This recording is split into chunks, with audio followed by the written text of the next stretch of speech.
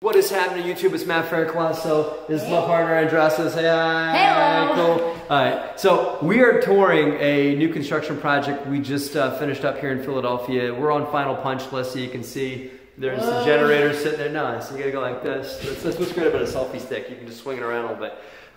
So this is a new construction project we just finished in Philly. We're gonna give you guys a quick tour, but we're gonna give you guys not one, not two, 3 tips on how you can be successful with new construction. You do not need to be a huge housing developer to do a new construction project. This is a 3-unit project.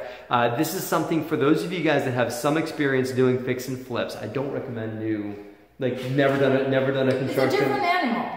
It's a different animal, but it can be extremely lucrative, and if you can come across a piece of land that is in a good area where there could be new construction done and where it'll sell, new construction is a great way. It's almost like a fix and flip, but it's like a fix and flip on steroids, and you can do multiple properties at a time. We built 3, right? So we're gonna talk about 3 ways to be successful, 3 things you have to do to be successful with a new construction project, right? So we'll give you guys a tour while we do it. So Andresa, take it away. Give us the tour we got here, and after we do this room, we'll do tip 1. Sure. Right?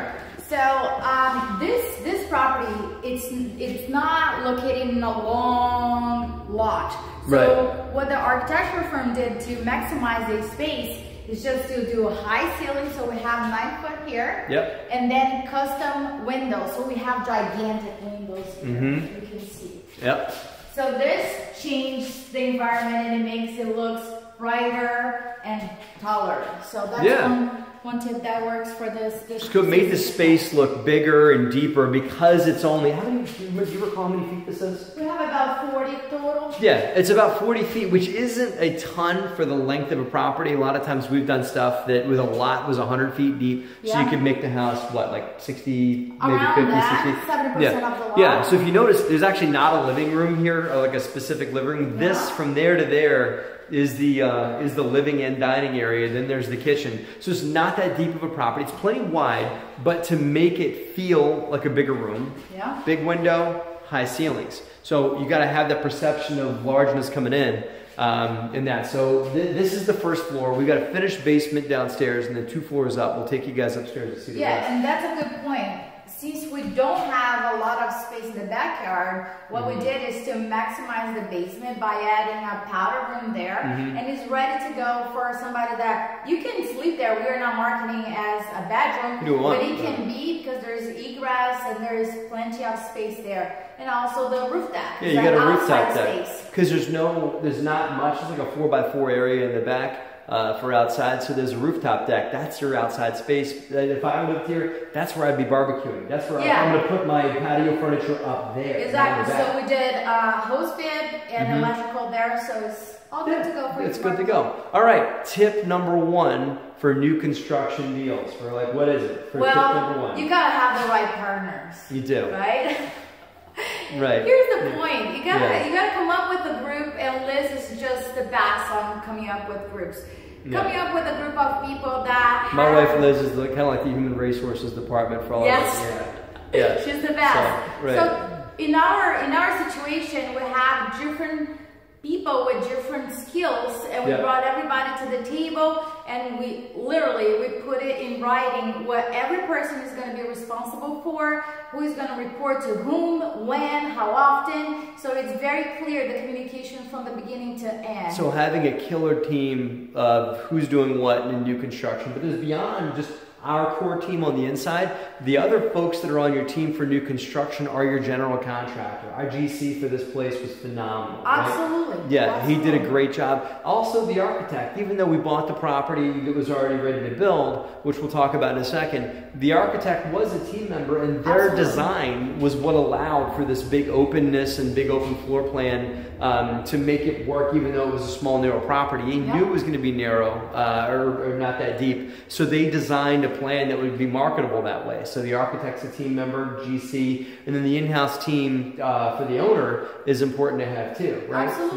So tip number 1 is you got to have a stellar A+ team for doing new construction. You cannot. Somebody that you can really trust, that have your back, and you can close eyes, and you know how much somebody cares. Let me show you guys, for example, here for the GC. We're ready to paint and do the final paint. So the GC took the cover plates out and covered the outlet, so when the painter is coming to do this touch up over here, he doesn't, you know, spill paint there. Yeah, because it's new construction, guys, and so everything is brand new. It's not something you can't get away with, you know, subpar anything. Not that you could on a regular fix and flip, but it's new construction, so everything's new. You can't ask for forgiveness from the buyer for anything by saying, well, that's grandfather, or that's just old, or we didn't mess with those outlets or whatever. It's all new. Everything's new, so it all has to be perfect, right? And the one team member I forgot to mention was the realtor. And we'll talk about how the realtor played their role as well. But don't forget, you've got to have an #1 realtor marketing your new construction. And we're going to explain to you how it's selected and why. Yep, cool. Let's head upstairs. Okay.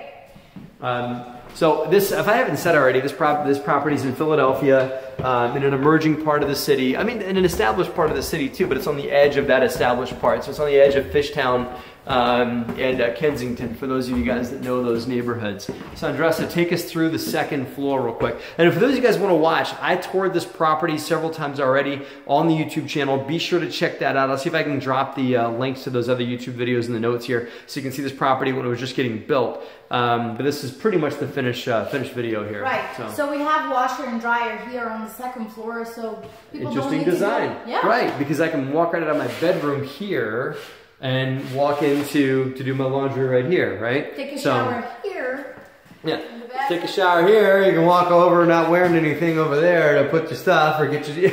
Take a shower and get dressed right in the hallway right there, right? Yeah. So we have one bedroom there. The full bath is here. And then we have another bedroom right here. So again, maximizing the space with a big and custom window. Again, big window. This isn't the biggest bedroom in the world. This is probably 12 by 12 if I had to guess. So not huge, but this is what you got. This is what the land was able to yield, given the size of the property. Yeah, and we need to understand also who is our end buyer. Yes. We're not talking about families with kids here in this area. Yeah, we're talking about young folks that live or want to live closer to the city. They're renting now. So now we're going to do tip 2 for new construction, for success in new construction projects. What is it? Hit us up. Shovel ready. Shovel ready. What does that mean? What does that mean? What do you mean? Yeah. I got a shovel in my house. What do you mean shovel ready? Right? There we go. It means that once you have all the paperwork in your hand with zoning, architect, everything is good to go for you to literally start shoveling and building the foundation. So we closed on this property, I think, like on a Tuesday, and we already had the hole dug for the foundation that same week. Yeah. Like we were able to get in very, very quickly.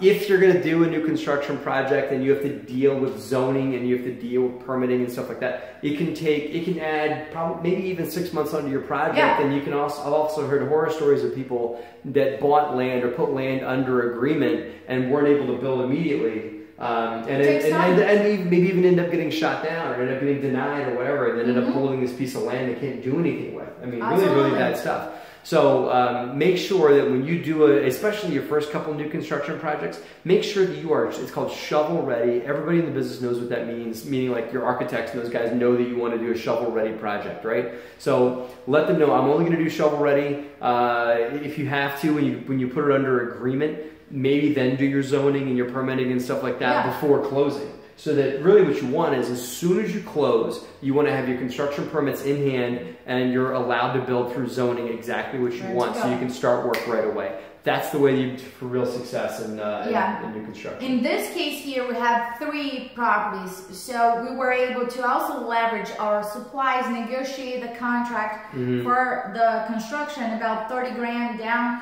So you always think about the quantity and having that planning that we had to negotiate with the contractor, have it ready to go, because they need to schedule their people to get, you know, the concrete in place. Instead of doing 1 kitchen, he's doing 3 kitchens. Instead of doing one second floor bathroom or whatever, he's doing 3 of everything. And so there was a certain, I would say at least a 10% discount we got because we're doing multiple properties. So consider that as well. That's not a tip. That's just a freebie. So let's head upstairs and we'll do one more tip, and we'll show you guys the 3rd floor and even the rooftop deck. We'll check that out too. So while we're heading upstairs, Andresa, what shirt are you wearing there? What is that? Oh, let me show you. That's called the Real Estate Invest Her Show. Yeah, this is our podcast. What is that? What is that?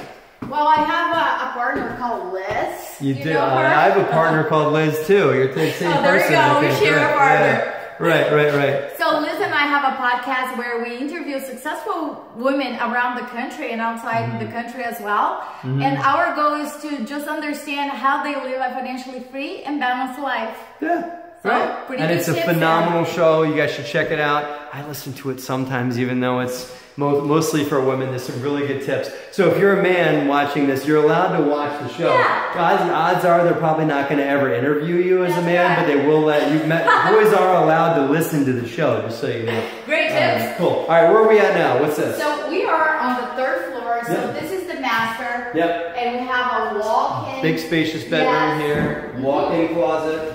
And then you can do a lot of things in this bathroom. It's pretty good. One thing that I don't think is this bathroom's huge. Our high-tech mirror, you just touch it. Stop. Stop with that. Do that again. You guys check that out. Do it again. Do it again, do it again, do it again. Come on. Oh my gosh, man. Look at that. So it's really I need one of those for my house. You know, you can do a lot of stuff here. Yeah. A walk-in shower. Big walk-in shower here. This bathroom is literally larger than the bedroom. It is. It's big. All right, I'm gonna do it one more time. I love that. I can't believe it. Yeah, hey, that thing should read me my email in the morning. Cool, so there's that, the bedroom here. Yes. So let's head up to the rooftop deck and we'll do tip 3 up on the rooftop deck, guys. Cool. So for those of you guys that are watching, be sure to let's drop a few comments in the down below. We can talk some new construction strategies. I'll see if I can talk Andresa into responding to a few of them, and I'll do my best to respond to those too for you and everything like that. But new construction is a really interesting animal. It's not something you guys should be afraid of. If you know what you're doing, it can be very lucrative, and if you're in the right marketplace. So, whoa. Sunny. It's sunny. Yeah, I apologize for squinting a little bit, guys, but it's always sunny in Philadelphia. Get it? Look at that view. Right. Look at this view that we have here. Boom. Look at that. Awesome. So, yeah. So tell us from this lovely rooftop deck with the city of Philadelphia in the background. Let's do that. It's a nice shot. What's tip 3 for success in new construction? Pre-selling. Pre-selling. What does that mean? Well, before construction is completely done, we listed the property. We listed one. Strategically, we didn't want to, overwhelm the market with it. So we listed one property at a time and start pre-listing it and start We weren't showing. done yet. We put it out for sale and we were showing it they called it a muddy boot tour. Yes. It was really cool. Yeah, they were showing people that the property was just framed and they had buyers coming through here, and we actually put one under agreement before, well before it was finished. And here's what happened. Once one is under the agreement, but they still want to come and see it. So we got buyers for the other 2 that didn't even got to get listed. No, right. We pretty much sold out all 3 of them very, very quickly. And I think that when the properties, when people, I don't recommend, I haven't seen that many people be successful putting property on the market before you start construction. Yeah. Because it's hard to visualize. People want to actually come and see it. But once you've got a frame structure that people can walk and it's safe enough, then I would say put it on the market. It's hard to do that for a flip.